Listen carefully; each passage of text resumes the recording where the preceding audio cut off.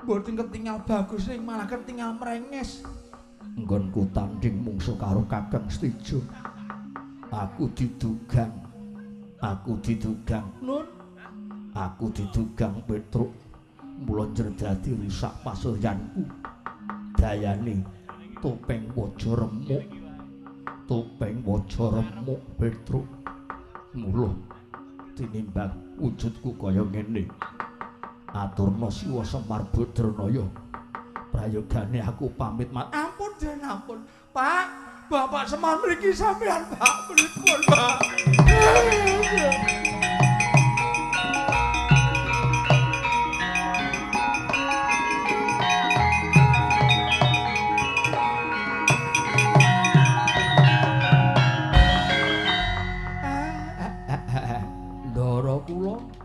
Ndara Gatotkaca Siwa Semar aku pamit mati.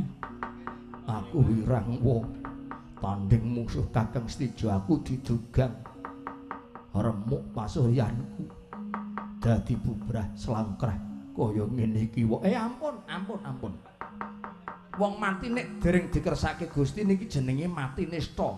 Nek sampean ajeng ngendhat, sampean ajeng nganyut tuwa sudut slira, mongko lawange swarga niku dereng dibuka kok mpun kesusu nggih mangsa nggelak wanci kepengin mati. Dalaning swarga dereng dibuka, mongko ragane sampean teng donya mpun dipendhem teng lemah dadi bosok. Sukma niku mudhun goleki ragane, mongko ragane pun dipendhem. Pitakone Semar, sukmane niku manggen wonten pundi? Sukmane manggen teng pundi? Sukmane niku merkayangan manggon teng kayu lan watu. Niku merga mati nista, mati sing durung dikersake Gustine. Mila ampun gegabah bab perkara pati. Sing becik niku mati sampurna, mpun weruh, mpun ngerti karo dalaning pati. Prayogane kepiye Siwa Semar Badranaya? Sampeyan lenggah teng mriki. Kula tak nyuwun pengadilan kalih. Pukulun Sang Hyang Wenang ya Sang Asih Prana. Mugi-mugi sampean entuk sulak pepadang, Gus.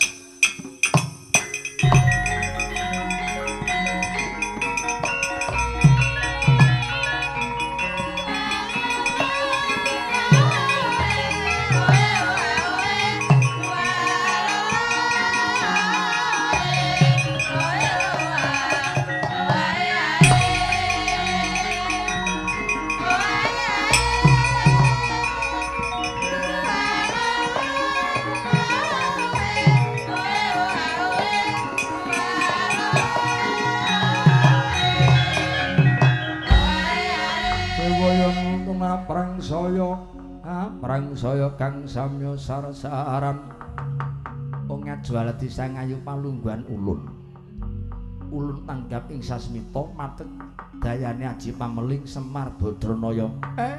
Inggih Yang Pukulun, bukti kula katampi ya Yang Pukulun. Wis ulun tampa apa darunane Kyai Murgage Matura. Kula nyuwun adil, momongan kula niki Ndara Gatotkaca mun kedunungan Wahyu Topeng Waja ning kadangipun nggih niku Ndara Steja mboten trima penggali runtik merga kemelikan Wahyu Topeng Waja. Mila lajeng dados tandhingipun Ndara Gatotkaca niki didugang tungkakipun Ndara Steja. Mila lajeng pecah Topeng Waja, remuk bubuk dadi rempon, bubrah slangkrah wujute momongan kula Ndara Gatotkaca. Kula nyuwun adil, kula nyuwun pengayoman.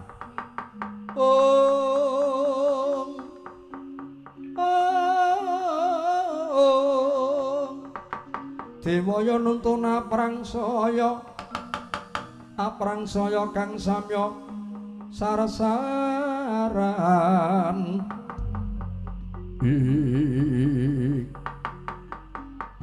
Gatotkaca kula wonten dawuh Yang Pukulun, aja gelo, aja cilik ati.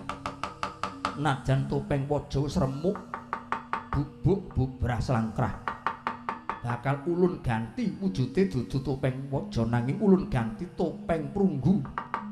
ulun ganti topeng prunggu supaya bisa waluya temah jati katembahan mulya maju nggih Gatotkaca.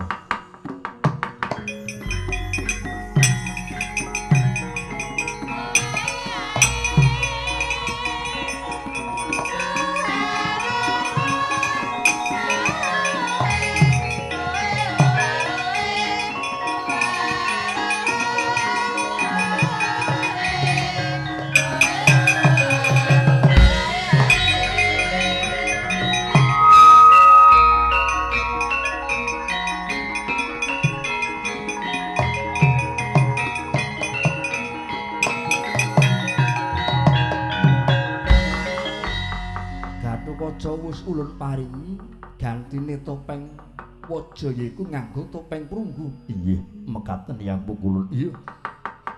Sabanjure Semar Sumurupa seteja nggone kendel merga darbe piyandel. Darbe piyandel wujude yaiku sudarmane Dewi Kresna. Kresna menceng lakune mula wajibe dielingke. Nggih nyuwun pamit. Kula nyuwun pamit yang pukulun.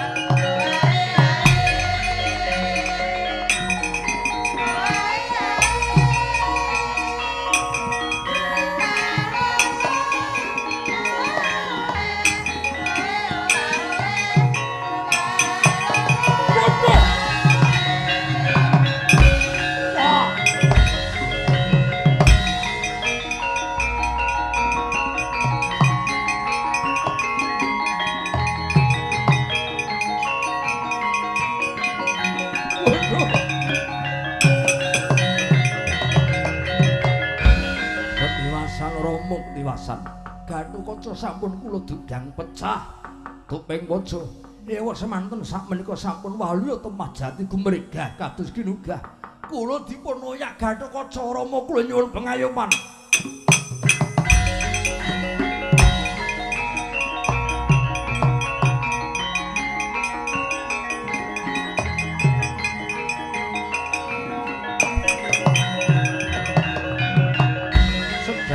Saluku juga ngeningke panca hindriyane Nata Ndarwati mategayane bala srewu Gyati Wikrama lan ical saking Pandulu salah kedaden dadi Brahala.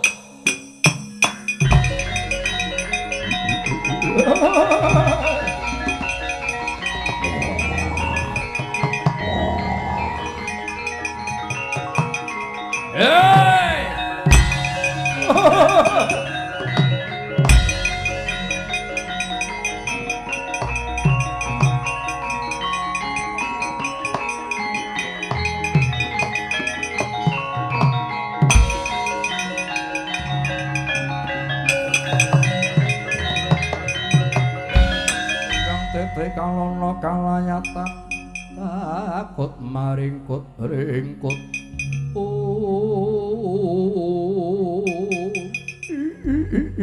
ladalah Gatotkaca kowe satru bagus nanging kowe umuk satru bagus nanging kowe gendhung ana Brahala gawe geger nepis wiring negara Ngamarta kuwi sapa takon marang aku jenengku Dewa Mambang. Aku Dewa Mambang. Manuta Gatotkaca kowe tak klethak balungmu tak ombe getihmu kowe.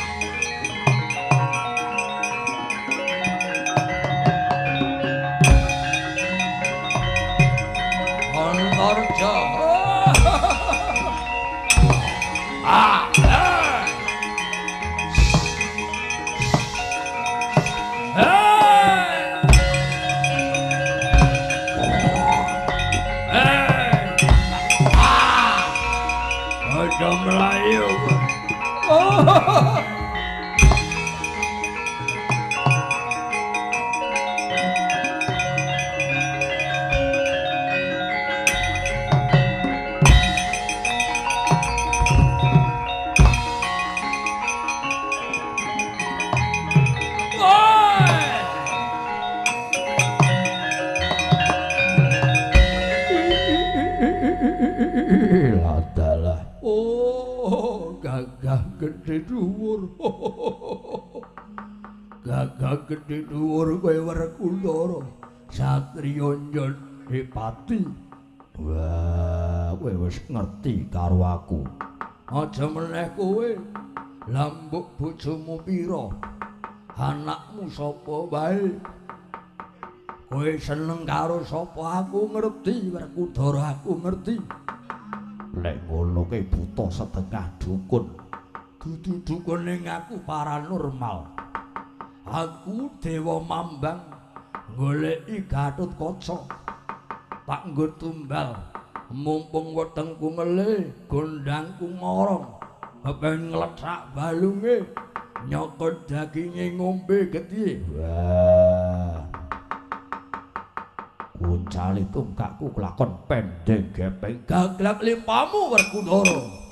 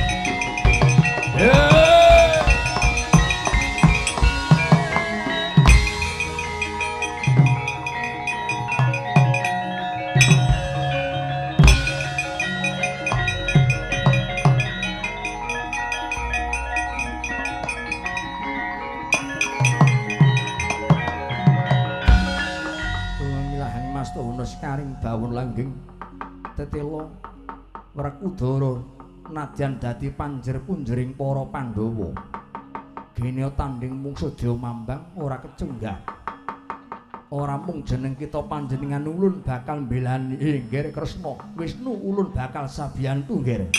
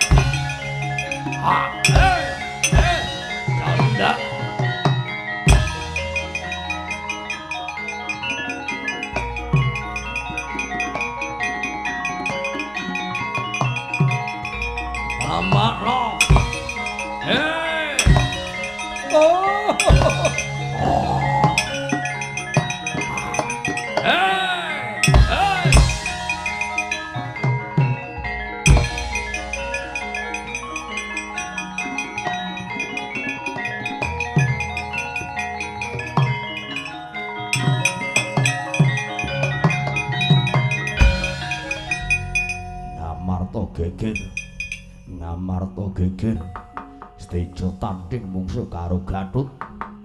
Iki ana brahala gawe geger arep goleki Gatotkaca. Puntadewa kakangku ora bisa gawe tentreming para kawula mudhun saka Damparaja dadi ratu.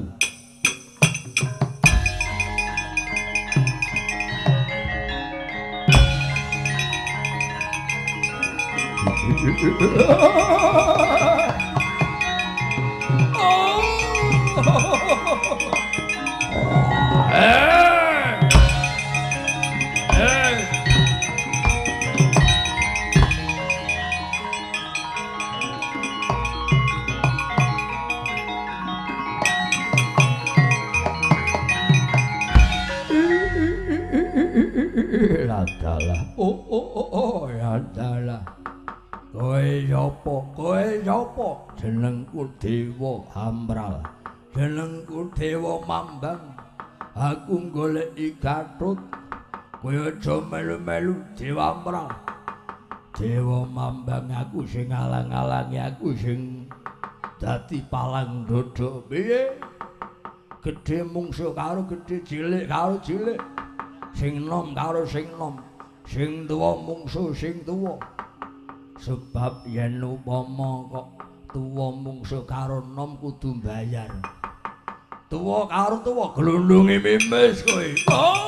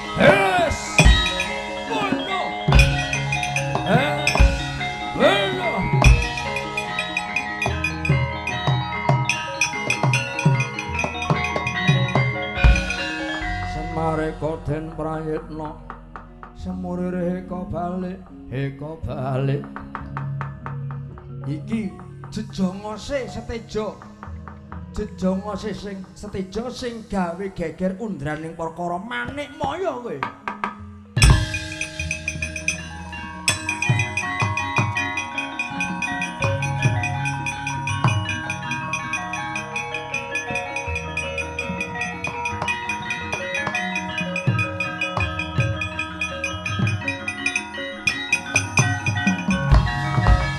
Tejo Mundura bakal ulun paring ngampil damparan bungkul kencana kanggo methuk gegridane Gatotkaca nggih.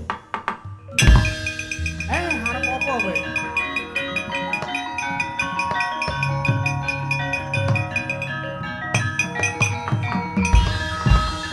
Aku ngerti. Jebul sing ning mburine Steja iki kowe. Lho, kok Kakang Semar? Ayo. Aku sing ning mburine Gatotkaca kowe sing ning mburine Steja. Wong ora bener kok didombani. Kresna kae najan titising Wisnu ning ragane menungsa lumrah tegese isih kedunungan ina lali luput apes lan dosa kuwi sandhangane titah. Wong kleru kok dibelani. Wong luput kok dibelani. Terus karepmu piye? Manik moyo. Kakang Semar aja kadhokati kajroning panampa panjenengan ulun yektine bakal maringake kanugrahan iki marang Gatotkaca ananging Kresna munggah ning kayangan semune adreng lan cukeng dheweke milang-miling kabeh labuhane nggone gawe tentreming jagat yen nganti mung seklima kok panjenengan ulun ora ngudanani kaya ngapa rasane Wisnu kaya ngapa rasane Kresna ning kae ora bener ora duweni hak kok diwenehi guru ulun nggone peparing iku mung nglegani Bathara Kresna Kakang Semar aja kadhokati kajroning panampa Kakang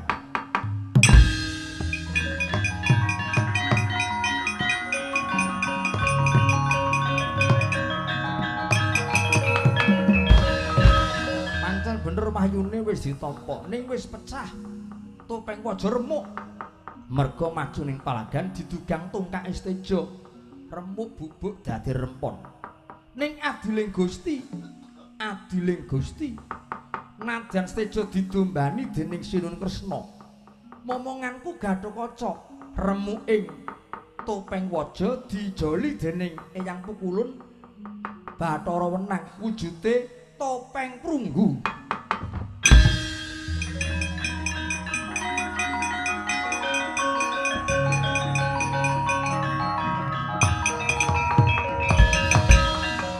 saka iku dina iki wiwitana Bathara Guru dandan sing lali dielingke, sing bengkong dilempengke, sing luput dielingke supaya padha imut, sing kleru dielingke aja padha tukar padu. Ewa semono sing turu digugah, kowe nyekel pangwasa nek nganti menggok, nganti sak wudele dhewe kelakon ora kajen diunggahi titah. Kowe ratu-ratu ning dewa, kok ngayomi wong luput diayomi wong kleru kok dikudungi. Ora kajen kelakon titah munggah ning kayangan Bathara Guru.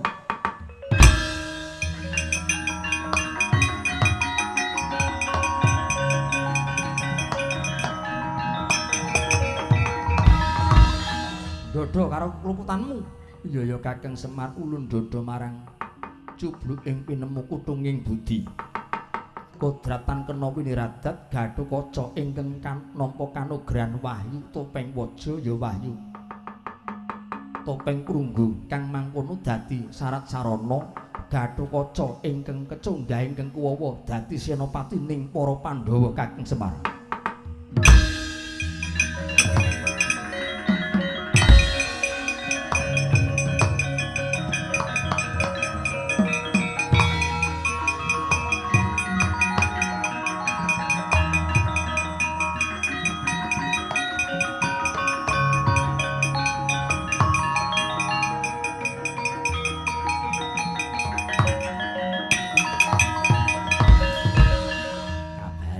Kakang Durna, kabare pripun?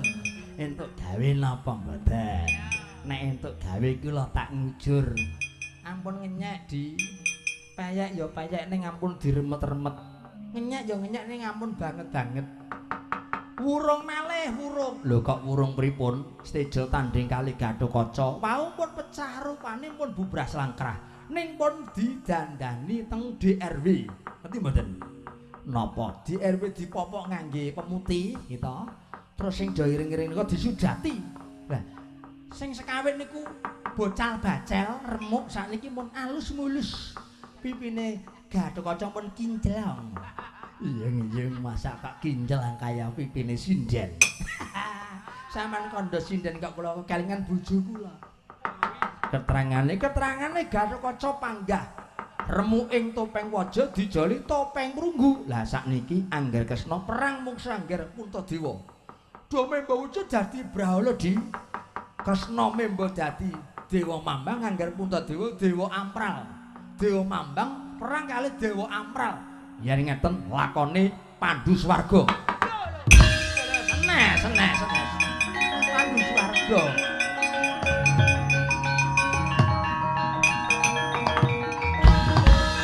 Ning kekalipun niku ora wujude Brahala. Nggih. Ampun malih kok perang agek mlaku mawon bumine horeg. Kaya lindu. Saben tibane suku, sak jemblong kaya sumur Di. Mboten kaget. Lah niki mau terus dereng enten sing menang, dereng wonten sing kalah. Suwining suwi Dewa Ampral mboten trima. Dewa Ampral nggih maju gedene padha tibaning suku jemblong sak sumur ambali lan iku kaya napa cobi nggih kaya iya sampeyan anggere arep besok masak geleme dhewe mboten napa-napa cobi lan iki mung kari babare pripun Dewa Ampral kali Dewa Mambang kekalipun ruket-ruketan tunggang-tunggangan lan iki mung kari rasa pundi rasa Dewa Mambange napa rasa Dewa Ampral. Nek sing rasa niku sing teng dhuwur Ji. Nek sing mboten rasa berarti niku sing teng isor Ji. Lah mila niku kula weling karo sampean dawuhke Kurawa. Sampeyan ora digomlebu ora rampung. Nger Kurawa maju nger.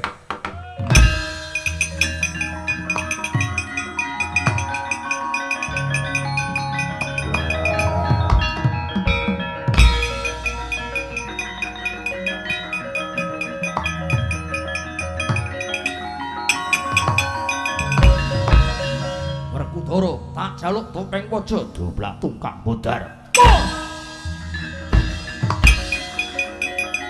Wah. Hei. Bos. Bono. Ah. Hei.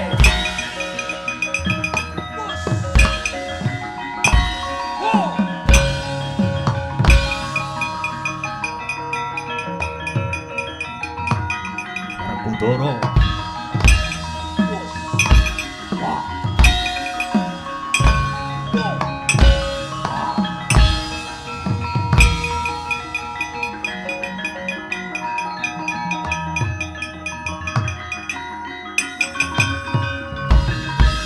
gaman dibongkoki tabu-tabu dikukuti wangsul di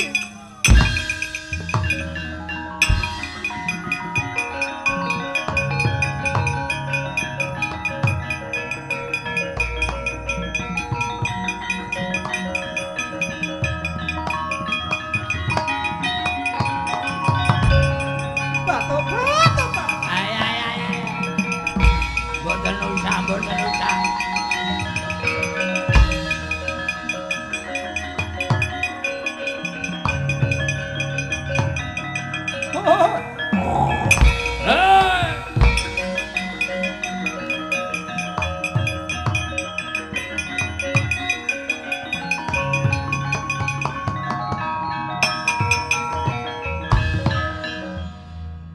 monggo dipun pejahi kula nderek menawi estu Koko Prabu sampun tega dhateng para kadang Pandhawa Puntadewa nyuwun dipun pejahi kula pasrah jiwa raga aduh Yai Punta dhateng kula Yai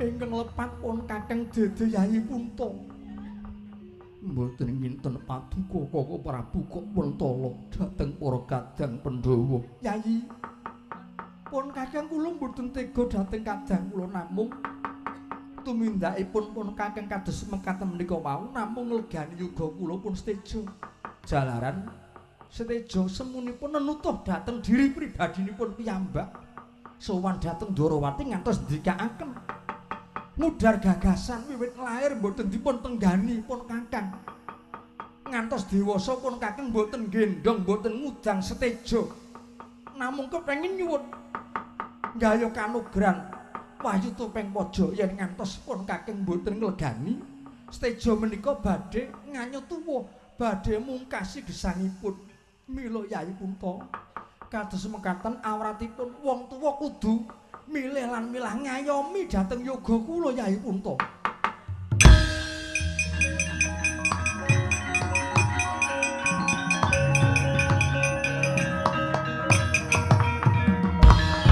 Telunggan iki menika kula dherekaken manjing wonten Datula Sinu Bagya Gatotkaca Yai.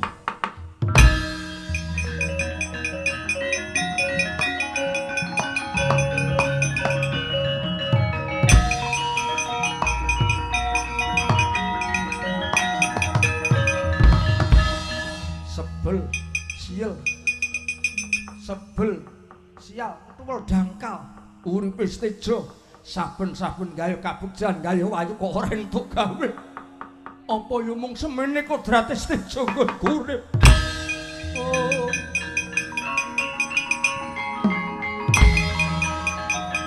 kudu bukan sejo kondur kare kondur